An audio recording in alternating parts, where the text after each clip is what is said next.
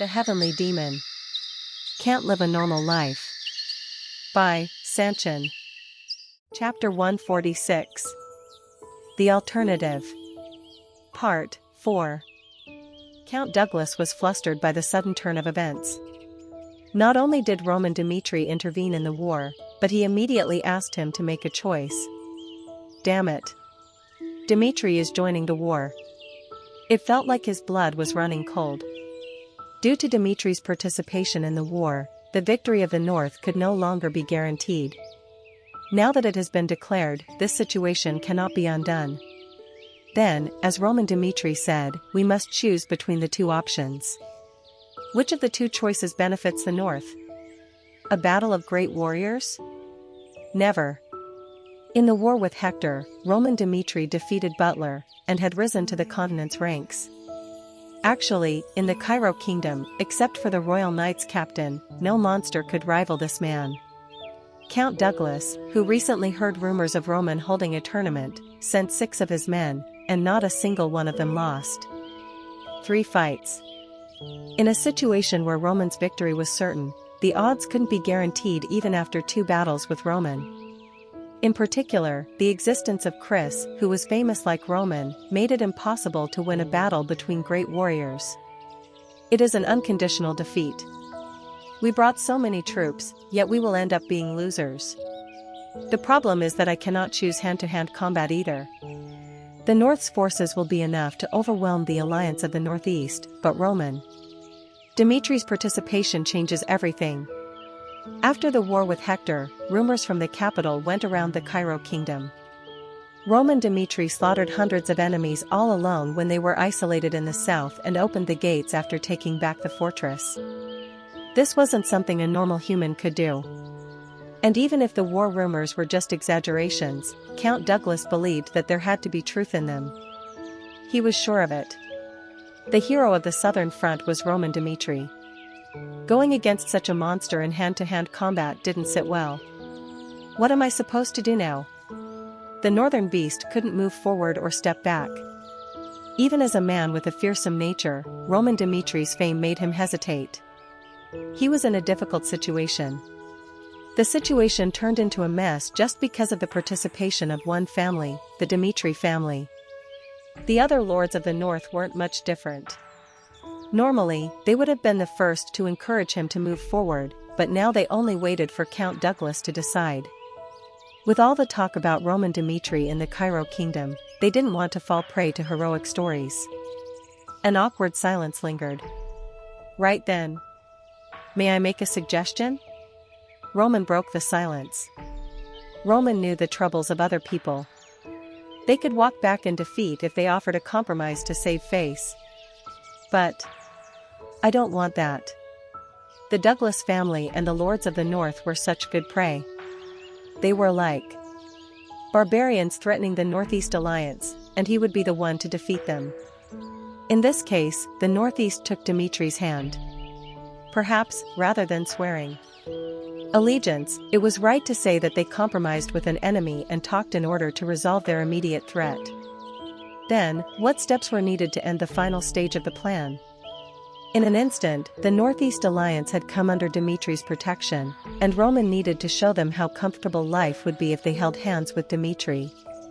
Going against the Northeast nobles' alliance, the Douglas family came. The moment they couldn't hold back their anger and set foot in the Northeast, they got caught in the trap. Roman said, "The proposal is simple. Let's have a battle of great warriors, but I will deal with 3 warriors at the same time." At that moment, everyone looked shocked. They would admit that Roman was strong, but they didn't expect such a foolish proposal to be made. It is something hard to refuse, child. He dug the trap. It was a very tempting offer.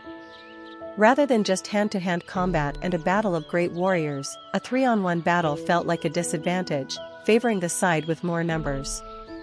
And Count Douglas had twin swordsmen who were well known under him. The older one was a 3-star, and the younger one was a 2-star. Their skills were recognized as they went around defeating many strong swordsmen. But Roman knew that, and he had intentionally laid out such a proposal. He deliberately laid out this plan so that the opponent would think they had the upper hand, and he waited for their answer. Count Douglas, the man whose temper never calmed down. How could someone who has lived with anger and is even angrier now want to be given an advantage? But the fact that Roman defeated Butler was what scared him. And to him, "If you are that worried, then you can increase the number of warriors to 5. I want this war to have a clean end," Roman said. He purposefully spoke arrogantly in order to enrage Count Douglas. Count Douglas took a while. He walked away from the lords of the north, went to the northeast nobles and declared with an expression not hiding his anger, "I will accept it." What were Roman's intentions? Roman knew that provoking Count Douglas would make him accept the battle of great warriors.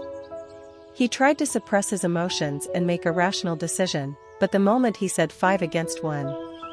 I know that Roman Dmitri is strong. He defeated Homer and even defeated Butler, so his strength has been proven.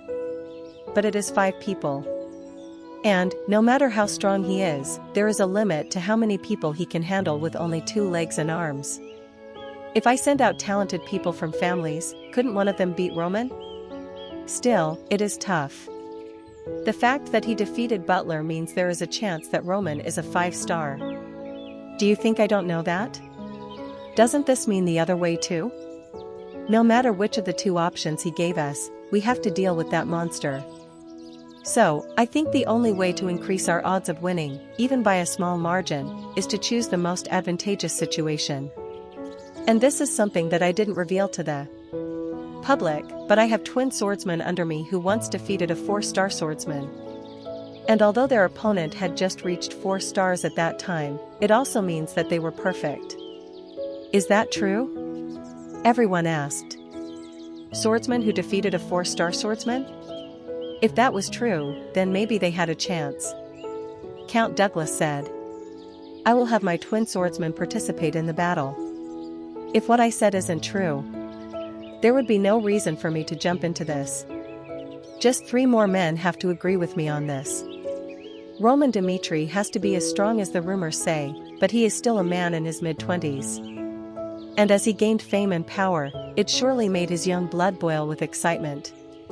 That's why he made a risky decision to show off his strength now, even if the situation is disadvantageous to him. This is our chance. When he is still arrogant and running around like this, we can cut off his breath and devour the Northeast. Everyone's eyes were red. Whether their opinion was right or wrong, it didn't matter. Roman crossed the line, and Count Douglas thought he wouldn't have a day of peace unless he fought back now. Finally. Okay. I will follow the words of the Count. Like the Count, I think Roman Dmitri made a mistake. I admit that he is strong, but it is arrogant to ask us to deal with 5 people at once. They gathered their opinions, and the nobles made the decision. They were sure that they could crush Roman Dmitri's arrogance. A noble from the central government came to observe. The rules were simple. Count Douglas and the lords of the north would send out 5 swordsmen, and Roman said he would deal with them alone. Phew. Do not be nervous. After all, the other person is also a human like us. The 5 swordsmen representing the north stepped forward. Roman was already waiting for them, and the moment he looked into their eyes, they became nervous. Roman Dmitri. The man with a great name. To the swordsmen in the Cairo kingdom, he was like a new legend, so the fact that they were dealing with him terrified them.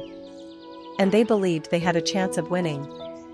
Before the confrontation, Benton, the oldest of the twins, told them about a plan to ensure their victory. Benton said, "Everyone take my word for this. The moment the fight starts, Bentel and I will move from both sides and aim for Roman Dmitri's blind spot. Left and right. Attacks that come from both sides will force Roman to use both hands to defend. And the pincer attack starts by cutting down his flow. While we are drawing his attention, if you attack Roman from different directions, he will be pushed back without a chance to counterattack. From then on, it is our fight. If the opponent tries to attack, you attack the opponent's possible gap in his defense and make it impossible for him to land an attack. We have many on our side, so if we can do our best, then one of us can win. Bentel, the younger one, continued. The twin swordsmen. Because of the lead they had taken so far, the other swordsmen trusted them. Let's go. Finally, the time came, and when they faced their opponent, the twins raised their mana. This fight is in our favor. You made an arrogant choice, man. If we win here, we gain the new name of defeating Roman Dmitri. It was a golden chance. They were confident enough to defeat even a monster with a clear plan. Their mouths were dry as they held their swords and waited for the signal to start the fight. It was then. Flutter. The flag was dropped. Benton and Bentel moved by kicking the ground for a push. Rumble. Aura exploded. There was an explosive power from the push of their legs, and as planned, they moved for Roman's blind spot. They were neither fast nor slow. The two attacked Roman almost simultaneously, and the three other swordsmen who rushed after them also thought of attacking if the timing worked out. But... Flash. Whack. Blood splashed, and no one saw what happened. The two swordsmen who ran at the same time were both bleeding. Their chests were ripped open, and they fell to the ground in shock. Thud. That was it. They took their final breaths. It was such an embarrassing situation, and the swordsman who rushed in late stopped walking. Fuck. He killed the twin swordsman in one hit. It was embarrassing. The results were right ahead. The other swordsman gulped down. Looking around him, Roman said, "When I heard that Count Douglas declared war, a thought flashed through my mind. What was he thinking when he decided to come here to the Northeast? When Barco was alive, people always tried to solve problems with the Northeast through simple dialogues. Why didn't problems get solved with words now?" Drip. Drops of blood continued to drip from his sword. In this open land, Roman's voice resounded. In the end, it is a simple matter. They didn't even care that the Dmitri family was here. If not, there would be no reason for the lords of the north, including Count Douglas, to come and make this choice. And that fact, to me, is very irritating. His eyes were looking around. And he stopped at one person. It was Count Douglas. Looking at his shocked face, Roman said in a calm voice, "Even now, I will give you a chance to end the battle of great warriors. It seems that the war ended too blandly to be called a war that is being observed even by people from the central government. So what do we do now?" said Roman. Contrary to his tone, his remarks made Count Douglas widen his eyes. Chapter 147. The Alternative. Part 5. The title Northern Beast came from one incident. He had a conflict with the nobles around him, and when they were arguing for a cause, he didn't think twice and challenged his opponents to a duel and cut off their heads at once. And the people who witnessed them bleeding to death could not keep their mouths shut. From that point on, rumors circulated that Count Douglas was fiery, and for him, it was a good title. Even if he frowned a little or showed signs of irritation, the other party would immediately back down. And as time passed, Count Douglas enjoyed a lot of things with the title he was given. He was a true warrior and he had armed troops, so he had no problem living in the northern part of the kingdom. And this case wasn't different. The Northeast Alliance. As the central government's protection disappeared due to Barco's downfall, he no longer had to suppress his desires. Dimitri's presence wasn't a concern. He had no issues with them at all. He believed there was no chance of Dmitri intervening if the Northeast Alliance was attacked.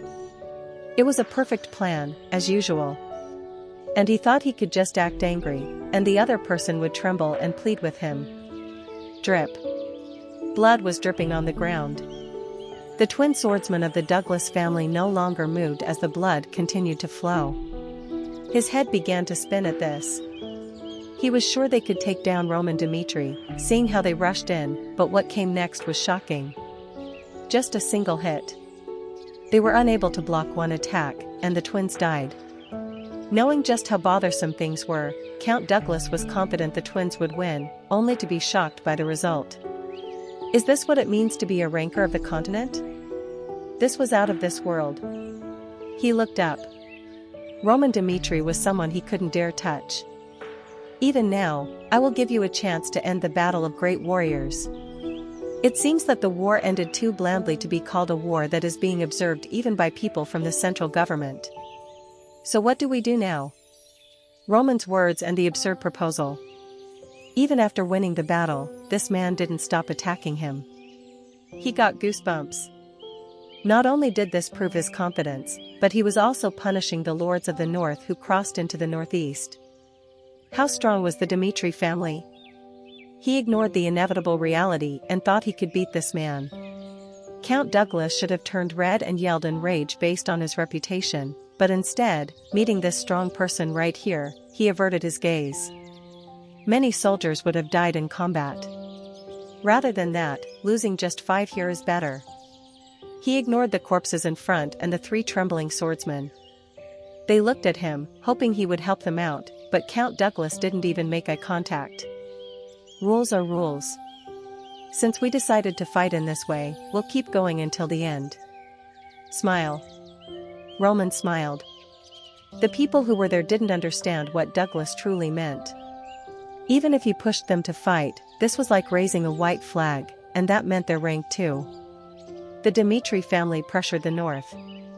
Roman withdrew his gaze and looked at the terrified men. If you put it that way, we will proceed with the battle of great warriors as planned. It was a death sentence, and 2 men had already died. The remaining swordsmen representing the north were unable to hold back their fear of death. Do we really have to do this? The fight has ended. How about we end this like this? They put up a white flag. Surrendering without even clashing with swords was a disgrace equal to lowering the honor of the north. Yet the lords of the north couldn't blame them. They could understand how the warriors felt because the corpses lying in front of them showed how big the difference was. Roman said, "From the moment both sides put their lives at risk, no one knows what will happen until the end. One of us has to bleed. Naturally, the result will be brutal. And if you don't want to fight, then you can finish it by saying you quit and raising the white flag like cowards. But if you don't like what I said just now, then come." Tick. His sword touched the ground. And the sound of his sword clanking against the ground made the swordsman shake. "From now on, I will not be using a sword. Even against me like this, if you don't fight because of fear, then I will let you go back to your pathetic lives like a dog crawling in fear. Choose. Will you risk your life for an honorable victory, or will you throw away your pride as a swordsman and live a disgusting life?" At that moment, those watching felt scared. After Roman made the suggestion of continuing the fight, he said he wouldn't use a sword. His words made no sense to many. They would acknowledge that Roman Dmitri was strong, but he was being arrogant. There is hope. Only when I do this will the existence of Dmitri gets known. An alternative choice. This wasn't just a message for the north. He wanted to show the reality to both the northeast and the north. How the existence of the Dmitri family is going to change in the future is being projected through the war now. What do we do? Fuck, as if I know. The northern swordsmen looked at each other. Roman is strong, but hearing his words, crawl like a dog in fear and not use a sword, their senses were shaken. Roman is surely an overwhelmingly strong being, but they didn't want to step back from this like cowards. After all, a swordsman without a sword is a good target. This decides it all. Do not regret what you just said. Finally, they decided to do it. Knowing that they could not handle what would happen if they backed out, they chose to fight for their lives. Then everyone looked at the central government noble who came to observe. As he nodded, the northern swordsman rushed forward. Kill him. Tot-a-tot. Rumble. They had no plan. They just knew that the opponent didn't hold a sword. Since there was no way to stop them, no matter how they attacked, they all chose to attack Roman at the same time. People who were watching this gulped upon seeing their auras rise. Their eyes told them that Roman's situation was bad, but Roman's confident face made it hard to be shocked. Tack. He reached right out to all three of them in front of him. They attacked from different sides. Their swords with auras attacked his head, torso, and legs at the same time, showing their determination to kill him. At that moment, weak, Roman's hair fluttered. He made a surprising move. He sidestepped to avoid the attack on his legs, and the sword passed next to his torso, and he caught the sword that was aimed at his head with his hand. A sword with an aura was caught with just a hand. His hand should have been ripped apart, but he had no problem holding onto the blade with a thin aura. And crack.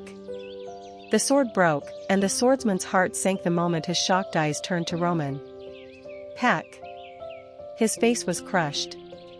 The swordsman who was aiming for his head fell down like a doll with its thread broken, and Roman used his leg to crush the lower body of the swordsman aiming for his legs. They should have been able to protect their bodies with auras. But their fragile human bodies shattered, and two people lost their lives in an instant. And the last person remaining. He hurriedly stepped back, trying to say he surrendered. I have no ill feelings towards you. However, where you are standing now is what matters. Swish. Roman grabbed his hair, dragged him by his head, and punched him in the face.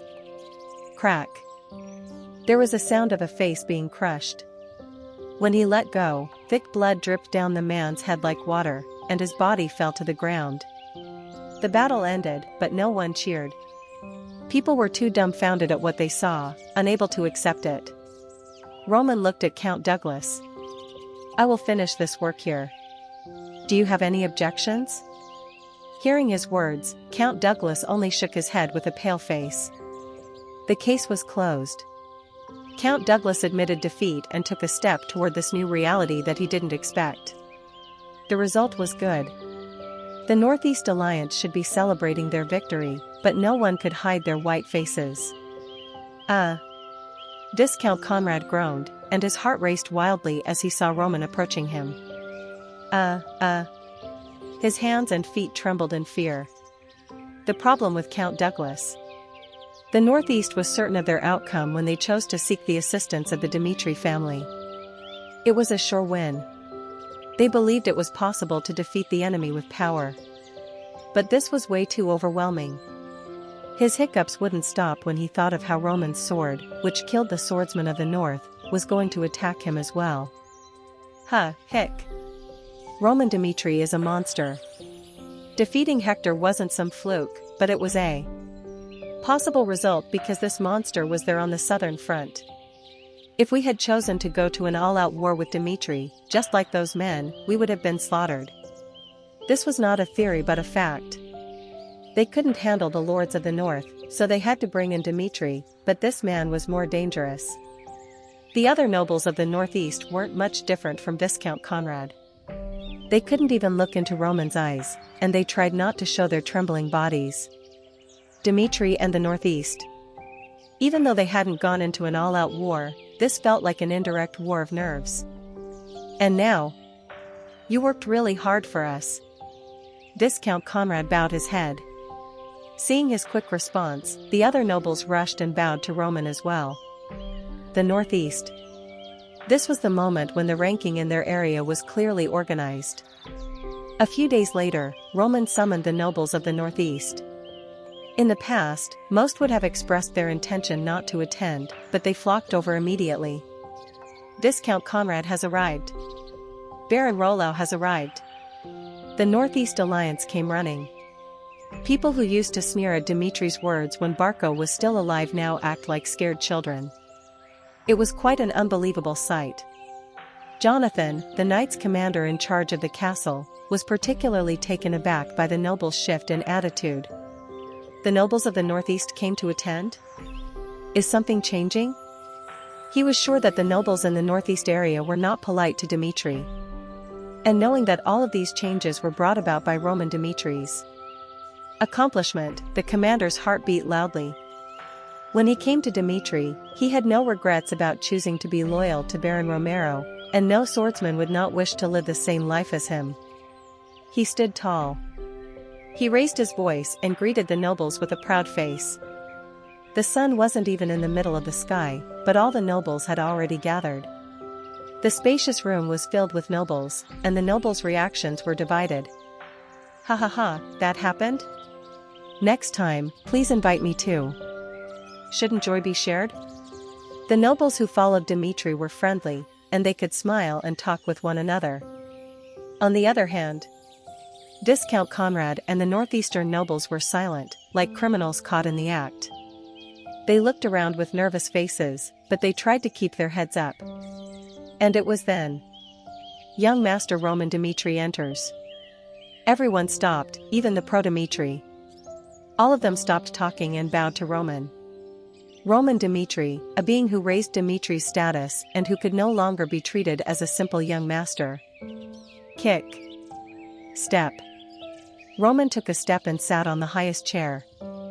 For this meeting, I was given full authority by my father. Is there anyone who doesn't like this? Nobody dared to open their mouths. All the nobles acknowledged Roman's existence. Then, from now on, I will be talking about the new changes in the northeast area. As if a new king sat on the throne. From now on, he was going to introduce a new rule. Chapter 148. The Alternative. Part 6. Roman asked. Do you think the Cairo kingdom is moving in the right direction? The first topic was a sensitive one. The nobles' faces stiffened at this, but Roman didn't care. I was on the southern front during the invasion of the Hector kingdom. What made it difficult for me at that time wasn't the Hector kingdom but the enemy on the inside. Immediately after the war broke out, I noticed the enemy's intention to capture the warp gate. However, the captains in the southern front didn't listen to me, and in just a few days, the front fell into the hands of the Hector kingdom. It was a disaster. Their careless attitude caused chaos, and a large area was lost instantly. The reality of a small nation couldn't be put into words. The Hector kingdom was no different than the Cairo kingdom, but in times of crisis, Hector was at least united. And that alone wasn't the problem. When the royal family learned of the attack, they didn't act immediately. The leaders of the nation were torn into 4 factions and had to take a lot of time to make up their minds before sending troops, and during that time, the southern front had a very difficult time. The same happened afterward.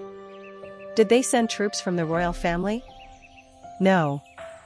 They even minimized the troops of the central government nobles and sent people around the south. If my soldiers and I failed to turn the tide, maybe even now, the kingdom would be at war with Hector. What do you mean by all of this? A noble asked. Roman's words were against the royal family. He was hearing words he had never even thought about. I am not speaking of rebellion, but we must face reality. Rebellion. It was something the nobles were worried about, and as Roman denied it, they asked him. Then please tell us the main point. The Cairo kingdom is being controlled by the central government. This case alone proved that the royal family could not move its troops without the permission of the central government. And even when the southern front was in danger, the troops of the south were the main force, and the central government conserved its own men. What do you think this means? What if Cairo is at war? Then the central government will mobilize troops from the northeast. And they will surely go to war for the sake of the good fortune of the nation, but will they put their own men in harm's way or take advantage of the local troops, even if it is a sure victory? The nobles of these estates will lose their troops, whereas the nobles of the capital will retain their power. The royal family was unstable. The others had no plans to overthrow the royal family or claim the throne, but they did require a force to oppose Cairo's power. The reality of the Cairo kingdom is horrible. We live in the same nation and pay the same taxes, so why do the nobles of the central government and us have different priorities? How long are we just going to watch this reality? After experiencing this, I decided to make a new change in the northeast. Finally, Roman revealed his true goal. Just as the nobles in the capital have enough power, why don't we join forces in the northeast to form a force that protects one another? This is why I called for you. Here. At that moment, all the nobles looked at each other. They belonged to the northeast region, but they never thought they could be a strong force. They had never considered it before. But if they say something wrong here, things will be worse for them, and they may even face Dmitri's wrath. Their reactions were understandable. Even in such a small nation, the central government was absolute. It doesn't matter whether they are moved by my words.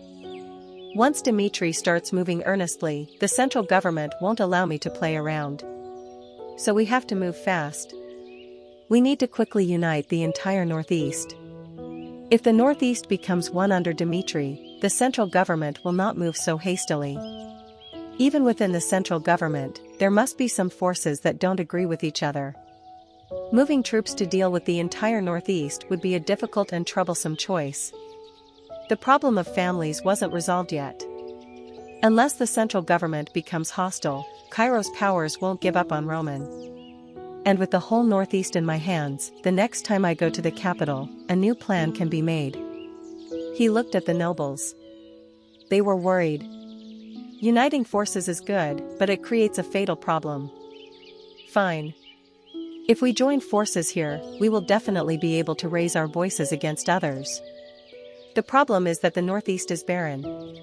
Some areas, like Lawrence, are fertile for farming, but not all, and each region has its own strengths. Just as Dmitri has mining, most other families have their own means. We bring basic needs from outside with our income for the people, and a fight with the central government would halt these purchases. Commerce. This was the true problem. Cairo has a capital. The disconnect from the capital was a huge problem, and the central government could take advantage of that. If they go to war with them, they will have to worry about food.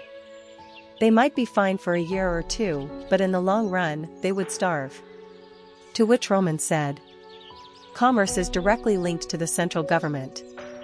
If the link isn't cut, then the local nobles will always end up being dragged around by them. Not all problems can be solved, but if we put our minds to it, there is a way to solve the food crisis. And he signaled for the master of the Information Guild. Lucas came forward. This is the plan for the future. Drip. Then he opened up the map. As Lucas said, the map showed the Northeast area with a development plan. Everyone's eyes were focused as they wanted some information. The Northeast area has more mountains than others, especially behind Dmitri. There are endless mountains all the way to the end of the continent. And we can take advantage of this. A mountain is advantageous for ambushing enemies, and we will build a fortress on the mountains to prepare for emergencies. And by clearing the mountains, we plan to grow crops so the Northeast can be self-sufficient. Is it possible? Clearing a mountain isn't a trivial thing. Throughout history, thousands of people have tried to scout the mountains.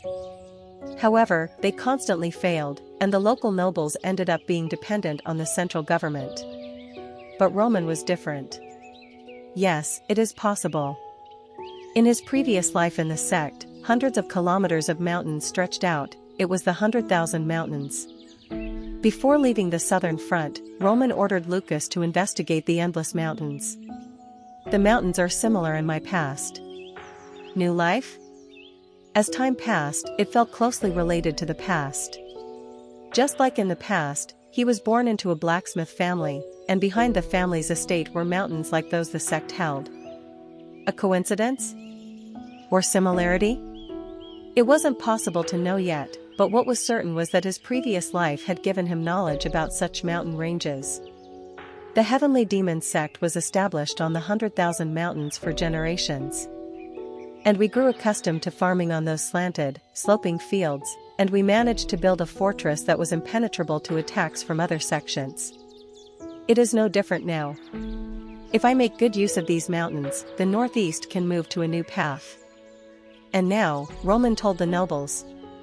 As shown in the data, we have classified land which can be handled, and some of them are already in the process of reclamation.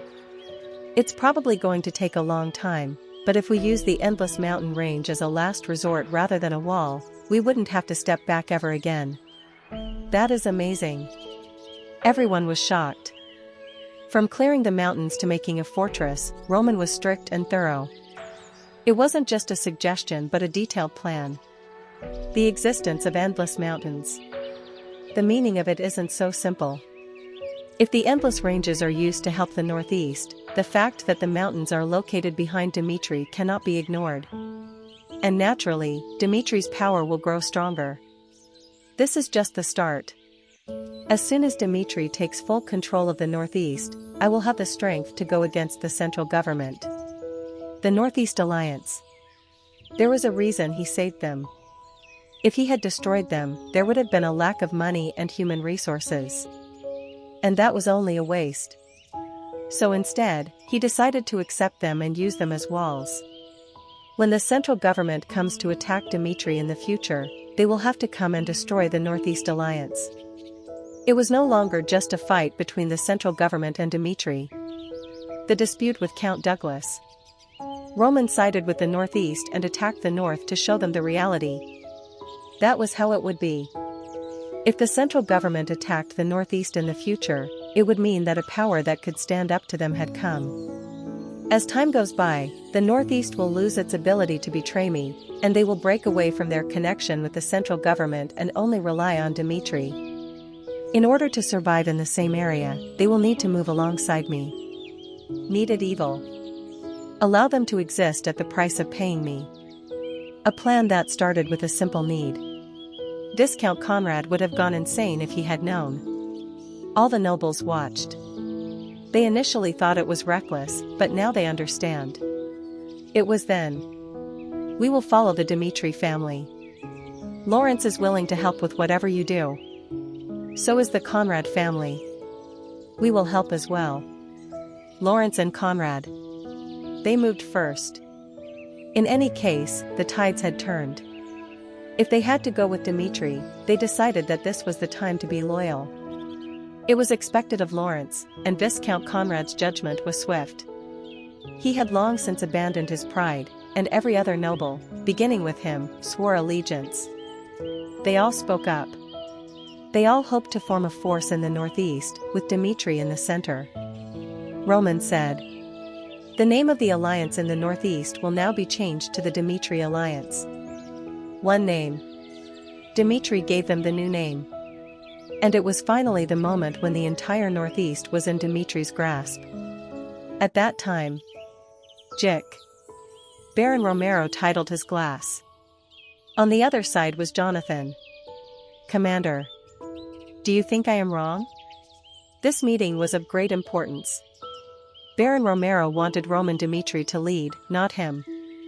Jonathan just drank without saying anything. His blood boiled, but he couldn't say that to his lord. From the moment I got the nobility title, I have been endlessly thinking about whether the noble life is truly right for me. As a blacksmith since birth, I didn't fit in with their minds, and I was more used to my regular life. Don't you realize that too? Who am I? At first, I thought living like this was fine, but when I look back, I can see how stupid I was. Do not say that. Smile. Baron Romero laughed. Romero Dmitri. It was not a great name. Despite having power, he never used it, and the family was ignored all this time. And now? At a single word from Roman, everyone looked up to Dmitri, and now a crowd of nobles had gathered as well. Dmitri is heading in the right direction. The people are taking pride in the estate now, and the Northeast no longer ignores us. So I have decided to step back. For the future, it would be better for Roman to handle the important tasks rather than me. He realized this new reality. He was a blacksmith. The position of the Lord didn't suit him, and he could finally end this succession dilemma. I am sorry to Rodwell, who has suffered until now, but Dmitri's eldest son cannot be replaced. That didn't mean that the title would be inherited right away. But this was like taking a step back. At the very least, he intended to delegate all external affairs to Roman so that he could seize full control when the time came. He drank more alcohol. Baron Romero couldn't hide his feelings. So nice. On that day, a great change happened within Dmitri. A transfer of power. In addition to Baron Romero's pledge, the nobles who attended the meeting also regarded Roman as the center of the family. The Dmitri Alliance. In the capital, nobody knew what had happened that day. As Roman expected, there were people from the capital, but they were so impressed by him that they also joined hands with him. To be exact, the fight he had with Count Douglas was what made them move. They were scared of how Roman would treat them if the truth got out. And at the same time that Dmitri was going through a turbulent time, there was someone who had found Dmitri. This is Dmitri. The sacred place for blacksmiths? A middle-aged man with a handsome sword hung at his waist. Marquis Valentino. He followed the trail and arrived at Dmitri.